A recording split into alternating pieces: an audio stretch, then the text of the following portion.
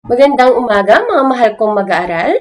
Ako si Ma'am Maisel L. Fulio, Guro 3 ng San Jose National High School mula sa Dibisyon ng Occidental Mindoro. Bago tayo dumako sa ating aralin ay may inihanda akong gawain na may pamagat na Sino Ako? Panuto, tukuyin kung sinong Pangulo ang tinutukoy sa tagline o slogan. Una, kung walang kurap, walang mahirap. Magaling! Si dating Pangulong Benigno Noynoy Aquino III. Pangalawa, your concern is human rights, mine is human lives. Hashtag tapang at malasakit. Mahusay! Ang dating Pangulong Rodrigo Roa Duterte. Ikatlo, together, we shall rise again. Tama! Ang kasalukuyan nating Pangulo ng Pilipinas, Ferdinand R. Marcos Jr. Ngayon naman, ay alamin natin ang mga layunin na ating matatamo sa ating aralin. Una, na ipahahayag ang sariling kaalaman at opinyon tungkol sa isang paksa ng talumpati.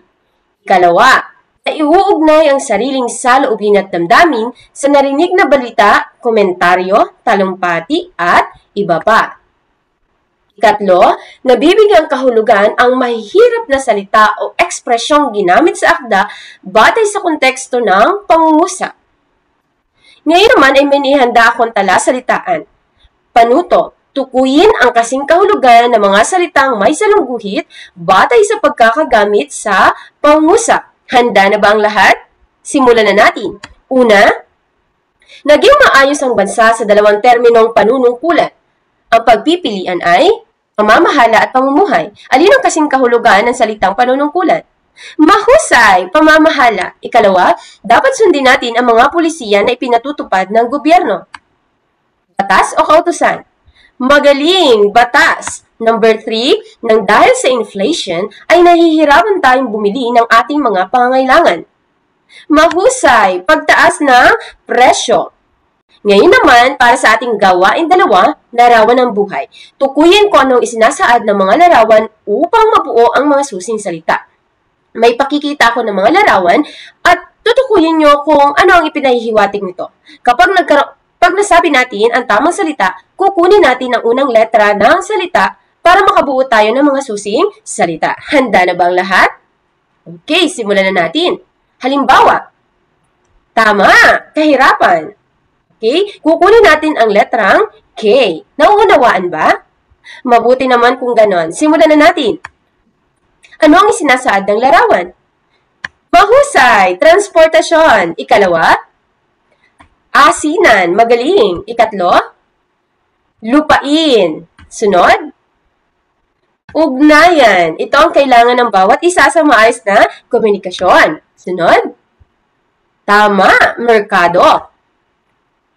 Isa sa dahilan kung bakit naghihirap ang isang bansa, pagdami ng tama, populasyon. Next, agrikultura. Sunod, isa ito sa pinaglalaban natin ng bansang Pilipinas, ang tama, teritoryo. Sunod,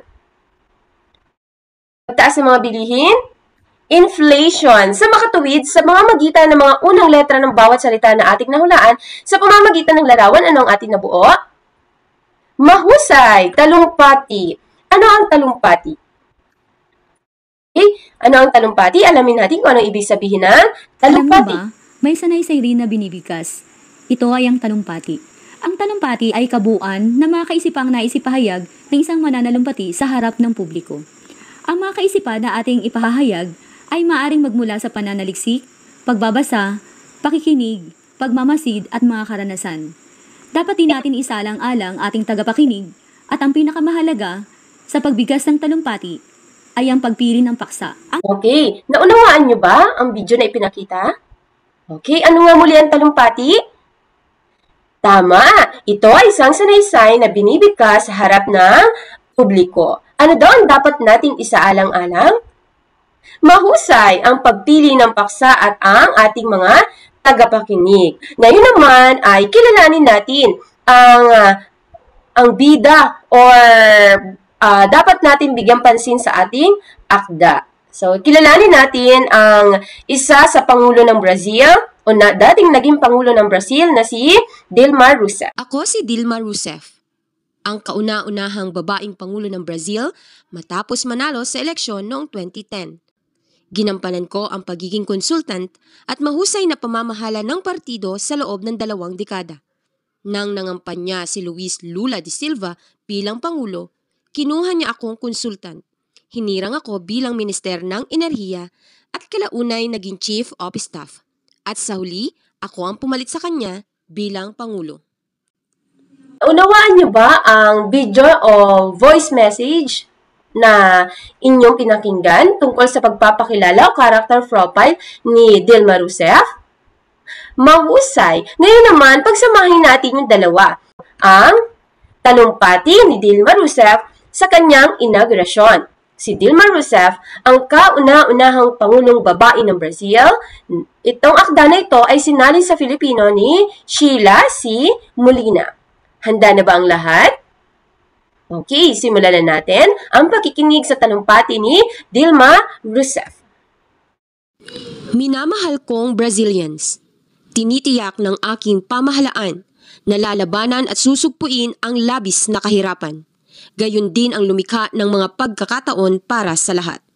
Nakita natin noon sa 2 terminong panunungkulan ni Pangulong Lula kung paano nagkaroon ng pagkilos sa kamalayang panlipunan. Gayunpaman, hindi nawala ang kahirapan at nagkaroon ng mga hadlang upang patunayang maunlad na nga tayo bilang mamamayan.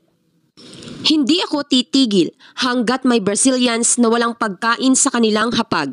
May mga pamilyang pakalat-kalat sa mga lansangan na nawawala ng pag-asa at habang may mahihirap na batang tuluyan ng inabandona. Magkakaroon ng pagkakaisa ang pamilya kung may pagkain, kapayapaan at kaligayahan. Ito ang pangarap na pagsisikapan kong maisakatuparan. Dahil dito, buong pagpapakumbaba kong hinihingi ang suporta ng mga institusyong pampubliko at pampribado.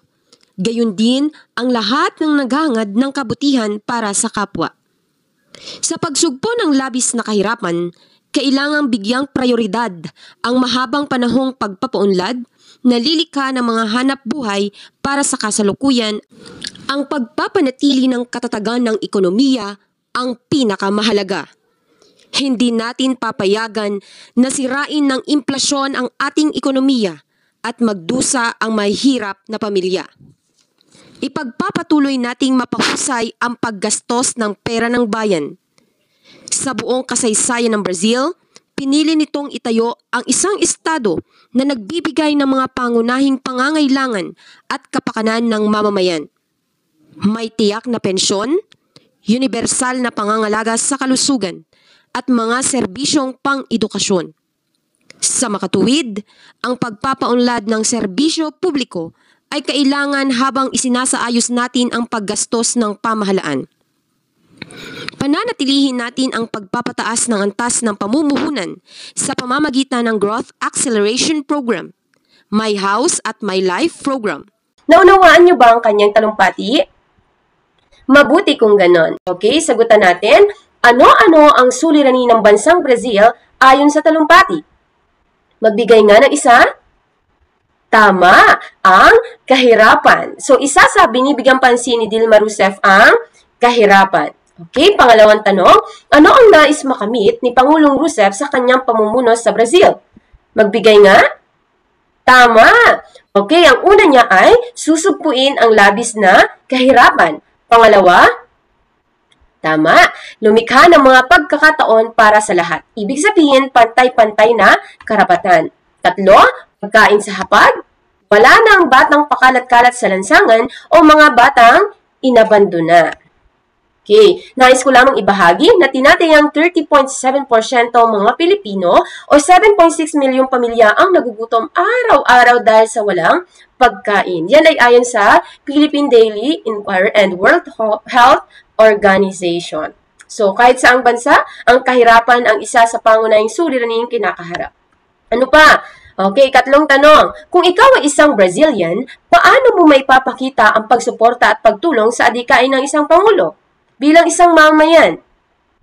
Okay, mahusay. Ibig sabihin, maipapakita natin ang pagsuporta sa ating Pangulo o hindi lang sa Pangulo, kundi sa mga taong nasa ating inihalal. Okay? So, ang gusto nila ay, or ang gusto natin ay sundin ang alituntunin o patakaran na kanilang ipinatutupad para sa maayos na, para sa maayos na bansa. Next.